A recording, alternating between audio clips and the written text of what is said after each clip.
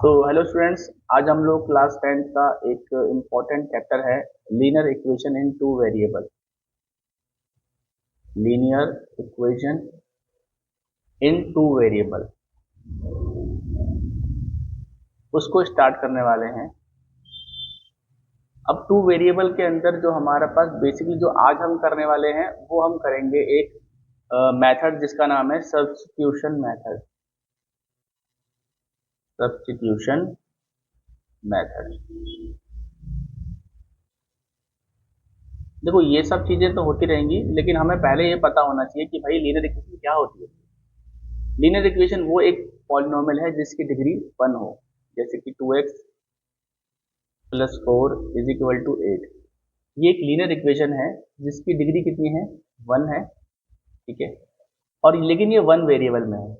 और हम जो चैप्टर अभी करने वाले हैं वो जो चैप्टर है क्लास 10 का वो है 2 वेरिएबल में। जैसे कि मैं आपको एग्जांपल देता हूँ, 2x plus 3y is equal to 5। इस पॉलिनोमियल के अंदर भी डिग्री 1 है, लेकिन यहाँ पर हमारे पास वेरिएबल 2 है, तो इसलिए इसको हम कहेंगे linear equation in two variable. I hope ये वाला पॉइंट क्लियर हुआ होगा। ठीक है, किसी भी linear equation in two variable की जनरल फॉर्म होती है, वो होती है ax plus B Y plus C is equal to 0। जैसे मैं आपको इक्वेशन देता हूँ 7x प्लस 3y प्लस 8 equal to 0। Now you can easily compare कि इसके अंदर a क्या है और b क्या है। जैसे हम देख सकते हैं a क्या है, 7, यानी जो x का कोफिशिएंट है उसे हमने a कहा, और जो y का कोफिशिएंट है उसे b कहा, और b कितना हुआ यहाँ पर 3। सिमिलरली c कितना होगा 8। अगर इतनी बातें क्लियर है तो हम मूव कर सकते हैं अपने सब्स्टिट्यूशन मेथड के ऊपर। ठीक है, चलो करते हैं उसको। डिलीट डिलीट चलिए, तो दो इक्वेशन लेता हूं मैं यहाँ पर। तो हम यहाँ लेते हैं दो इक्वेशन। पहले लेते हैं x plus Y is equal to 10 and दूसरा 2x plus 3y is equal to 25। अब हमारे पास ये दो इक्वेशन है, इसको मानेंगे हम इक्वेशन 1, एक को इक्वेशन 2 मान लेते हैं। क्या इतनी बात क्लियर हो गई? अब हमारे पास देखो यहाँ पर पेयर ऑफ लीनियर इक्वेशन है। एक्चुअली चैप्टर का नाम pair of linear equation. Pair का मतलब यहाँ पर हमें इक्वेशन पेयर में मिलेंगे, जोड़े में 1 एंड 2, क्योंकि किसी सिंगल इक्वेशन से दोनों वेरिएबल फाइंड करना काफी मुश्किल होगा। ठीक है, तो हम लोग क्या करेंगे, पहले हम अपनी इक्वेशंस को 1 और 2 का नाम देंगे, देन हम करेंगे फ्रॉम इक्वेशन 1। हम इक्वेशन 1 को लेंगे फ्रॉम इक्वेशन 1। अगर यहाँ पर मैं x plus Y is equal to 10 लिखता हूँ और यहाँ से x की वैल्यू फाइंड करना चाहूँ, तो जो x की वैल्यू आएगी वो आएगी 10 माइनस 5। क्या ये बात क्लियर है? तो यहाँ से मैं इक्वेशन 1 लेकर x और y कोई भी वैल्यू फाइंड कर सकता हूँ दूसरे वेरिएबल की टर्म में। जैसे अगर मुझे x निकालना है तो वो y के टर्म में आएगा, और y निकालना है तो वह x के टर्म में आएगा। तो मैंने x निकाला था, इसको मैंने माना इक्वेशन नंबर 3। अब इस इक्वेशन 3 को मैं 2 इक्वेशन के अंदर पुट करूंगा। मैंने 1 से 3 निकाला और 3 को 2 में पुट कर दिया, यानी अब क्या लिखेंगे हम लोग, पुटिंग इक्वेशन 3, जो हमारी इक्वेशन 3 है, इन सेकेंड इक्वेशन में उसको पुट करेंगे। ठीक है, चलो इसको पुट कर लेते हैं।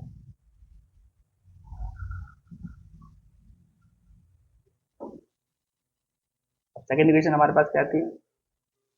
सेकेंड इक्वेशन थी हमारे पास 2x plus 3y is equal to 25। अब यहाँ पर हमें इसको पुट करना है। अब क्योंकि वैल्यू पुट कर रहे हैं इसलिए इस मेथड का नाम सब्स्टिट्यूशन है, क्योंकि हम यहाँ की वैल्यू वहाँ पुट कर रहे हैं। तो 2x, x कितना था, x की वैल्यू थी 10 माइनस वाई, तो x के बदले हमने क्या पुट कर दिया, 10 माइनस वाई, और यहाँ पर रहा plus 3y, same to same रहा, इज इक्वल टू 25। अब देखो, क्योंकि बाहर 2 है और ब्रैकेट के अंदर हमें इसको मल्टीप्लाई करना पड़ेगा दोनों को बारी बारी, पहले इससे एंड देन इससे। तो 2 10 20 और 2 इंटू वाई 2y, यहाँ पर हमारा 3y पहले से मौजूद है, इज इक्वल टू 25। 5। अब देखो ये 3y और 2y क्योंकि लाइक टर्म है तो ये प्लस माइनस आपस में हो सकते हैं। ये प्लस का 3 है और ये माइनस का 2 है, तो प्लस माइनस होता है माइनस। तो यहाँ पर अगर 3 में से 2 गया, 1y और 25 यहाँ पर लिखा है, और ये 20 जो है नंबर के, ये जाकर वहाँ पर माइनस का हो जाएगा और हमें y मिलेगा कितना, 5। अब ये y आ गया। अब इस y की वैल्यू को हम पुट कर देंगे कहाँ, क्योंकि हमारा एक वेरिएबल निकल चुका है।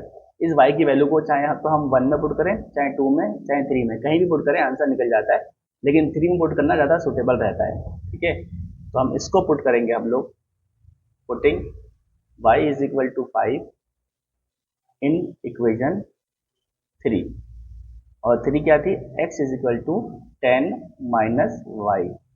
तो x की वैल्यू कितनी आ गई, 10 minus 5, so that x is also equal to 5। तो ये हमारे पास x और y के दो आंसर आ चुके हैं। क्या ये बात क्लियर हुई? x कितना रहा, x रहा 5 और y भी रहा 5। तो ये दो हमारे आंसर x और y की वैल्यू हमने निकाली।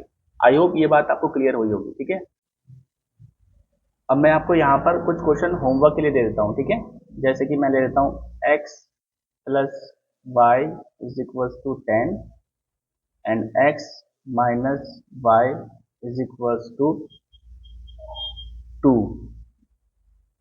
ठीक है, एक ये हमारे पास क्वेश्चन हो गया।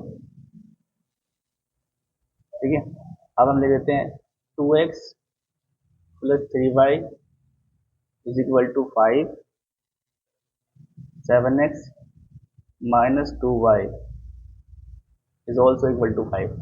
ये दो क्वेश्चन आप प्रैक्टिस करना और आपका टॉपिक क्लियर हो जाएगा। I hope so. Thank you.